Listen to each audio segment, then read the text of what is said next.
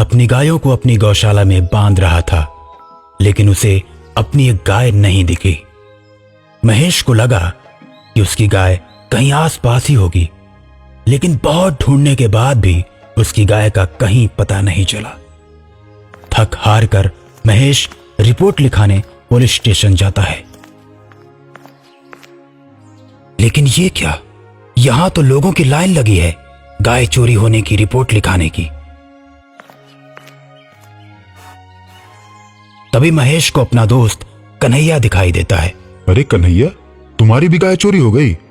हाँ यार, मेरी भी गाय चोरी हो गई।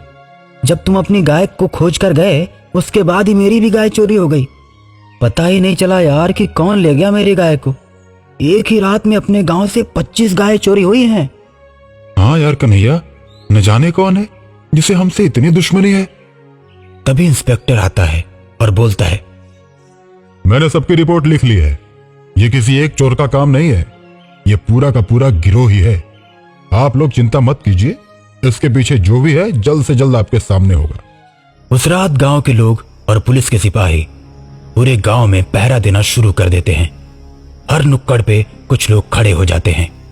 गांव के प्रधान कुछ लोगों के साथ पीपल के पेड़ के नीचे बने चबूतरे पर बैठकर चारों ओर नजर रखते हैं। तभी गांव का एक आदमी राजू बोलता है, प्रधान जी, एक तो बात बताइए, ये जवन चोरवा है ये बेवकूफ थोड़ी है कि सबके सामने गाय खोल के ले जाएगा। अब बताइए, पूरे गांव में पुलिस है, भला कौन और चुरा सकता है? क्या फालतू की बात करते हो राजू? चोर तो कहीं से चोरी कर सकता है। अरे नहीं प्रधान जी, चलिए एक बात बताइए। अब मान लीजिए हम लोग यहाँ बैठे हैं और हमारे सामने से किसी चोर की हिम्मत है जो गाय चुरा के ले जाएगा? और क्या, चोर तो चोर है, वो कहीं से कुछ भी चुरा सकता है, उसको डर है क्या? चबूतरे पर बैठे सभी लोग प्रधान जी की बात का समर्थन करने लगते हैं। अच्छा ठीक है, लेकिन हमारे सामने अगर चोर गाय चुरा के ले जाएगा ना तो मैं तुरंत पकड़ लूंगा। मैं किसी से नहीं डरता। राजू अपनी बहादुरी का झूठा बखान कर ही रहा होता है कि तभी गाय के चिल्लाने की आवाज आती है। ऐसा लगता है कि कोई गाय को जबरदस्ती खींच रहा है। तभी लोग भागते हुए गाय की तरफ जाते हैं तो क्या देखते हैं कि गाय को कोई अदृश्य ताकत खींचते हुए ले जा रही है। ये नजारा देख राजू डर जाता है और भूत भूत चिल्लाता हुआ प्रधान के पास आते ही बेहोश हो जाता है। सभी लोग डर जाते हैं और गाय को जाते हुए देखते हैं। एकाएक गाय हवा में उड़ जाती है और फिर गायब हो जाती है। ये देख सबके होश उड़ जाते हैं। सभी आदमी भागते हुए इंस्पेक्टर के पास जाते हैं। सारी बात सुनने के बाद इंस्पेक्टर बोलता है, देखिए, अब पुलिस का मामला ये नहीं रह गया है, हम इसमें कुछ नहीं कर सकते। अब आपको किसी पहुंचे हुए तांत्रिक के पास ही जाना होगा। प्रधान गांव वालों के साथ एक तांत्रिक के पास जाता है और तांत्रिक को अपने गांव में घटी हुई घटना के बारे में बताता है। देखो, ये कलुआ ग्वाले का भूत है। आज से 150 साल पहले उसके पास गौशाला हुआ करती थी। कलुआ के पास 100 गायें थीं। दूध देने के मामले में कलुआ के गायों की बराबरी कोई नहीं कर सकता था। कलुआ दूध बेचता और खूब पैसे कमाता और आराम की जिंदगी जीता, लेकिन कलुआ की तरक्की से गांव के लोग जलते थे और उन्होंने कलुआ की गायों को चुराने का फैसला किया।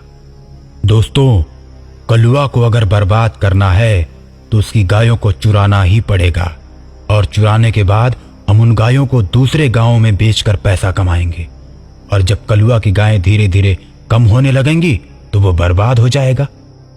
जब रात को कलुआ सो जाता तो कलुआ के दुश्मन दबे पांव जाते और कुछ गायों को खोल लाते और रात में ही कम दाम में दूसरे गांव में बेच आते। सुबह कलुआ को जब पता चलता तो वो गायों को ढूंढता है, लेकिन उन गायों का कहीं पता नहीं चलता और ऐसे ही धीरे धीरे कलुआ के दुश्मनों ने उसकी सभी गायों को चुरा कर बेच दिया। और जब कलुआ एकदम लाचार हो गया तो उसके दुश्मन उससे मिलने के लिए गए। अरे कलुआ, तू तो बहुत घमंड दिखाता था। तुझे क्या लगता था कि तू इस गांव में सबसे बड़ा आदमी बन जाएगा? हम सब ने ही मिलकर तेरी गायों को चुरा कर बेचा है। कलुआ ने जब ये बात सुनी तो उसका चेहरा गुस्से से लाल हो गया और पास रखे डंडे से उसने सभी को मारना शुरू कर दिया। लेकिन दुश्मनों की संख्या ज्यादा होने से उन्होंने कलुआ को पकड़ लिया और उसके गले में रस्सी बांधकर पेड़ से लटकाकर मार डाला। और तभी से कलुआ की आत्मा भटक रही है। जब कलुआ मरा तो उसकी उम्र 50 साल थी। कलुआ की आत्मा ने प्रण लिया था कि हर 50 साल बाद इस गांव की सभी गायों को चुरा ले जाएगा और बहुत बड़े घास के मैदान में गायों को छोड़ देगा ताकि वो आजादी से घूमे। तो बाबा जी, इसका उपाय कुछ बताइए। अब कलुआ की आत्मा को मुक्ति मिल गई है।